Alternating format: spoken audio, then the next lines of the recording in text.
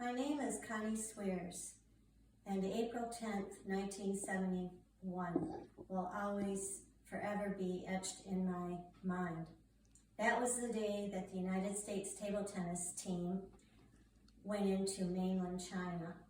That fact made news all around the world because no American had been allowed into China since 1949 when the Communist Party took power. I was fortunate enough to be on that world team and play in the 31st World Table Tennis Championships in Nagoya, Japan. And that's where the Chinese were competing. At that tournament, the Chinese asked us if we wanted to extend our trip after the tournament was over and go into China and play some friendship matches. Of course, the U.S. accepted right away. Once we accepted, we got permission from the State Department to go to China, and we were flown to Hong Kong, where we were going to cross the border. We were taken by train from Hong Kong to the border area, and once we got off the train, we had to cross over a bridge into China.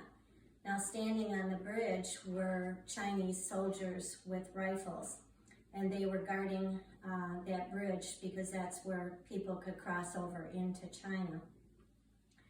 As I did that, I was thinking that I was really kind of apprehensive, but at the same time, I was very excited.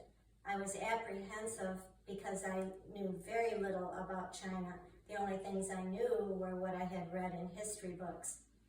And I was very excited because the Chinese had produced many world champions in the past, and it was going to be a great opportunity for us to be able to practice and train with them. And some of the wonderful memories that I have started in Beijing. That was the first city that we entered, and we were going to play what they called friendship matches, and the motto was friendship first and competition second. And when we played this match in Beijing, it was before an audience of 18,000 people, which was just a thrill for us Americans because in the United States 50 years ago, you'd be lucky to get 200 or 300 spectators to watch a tournament. So we were just amazed at that. One of the other things that I have very fond memories of is when they took us to the Great Wall of China. And of course, we could walk on the top, and it was wider than I ever thought that it would be. But that was just a wonderful experience also. And one of the highlights of my trip was when we were taken to the Great Hall of the People in Beijing, and we got to meet Premier Zhou Enlai.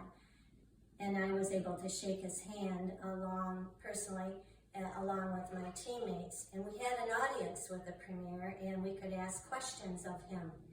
But he asked a question of our President, Graham Steenhoven. And he said, "Do you have any criticism of your trip so far?" And Graham said, "Yes, we do." And everybody, the whole audience fell silent and thought, "Oh no, what is he going to say?" And he said, "You feed us too much." And that was kind of a joke with all of us because every city that we participated in, we we had 8 to 10 course banquet meals, and it was a way of us learning what the Chinese ate compared to what the American diet was, but it was a lot of fun. I realized that that trip 50 years ago made history, but also it helped to open up doors for the United States and China to have diplomatic relations. I believe if we can have more people-to-people exchanges through sports, but not only sports, culture, and education, it helps to break down barriers between countries. It also produces understanding and connects us all to each other. I feel that in a global community that we have, that we all must do our part to promote world peace.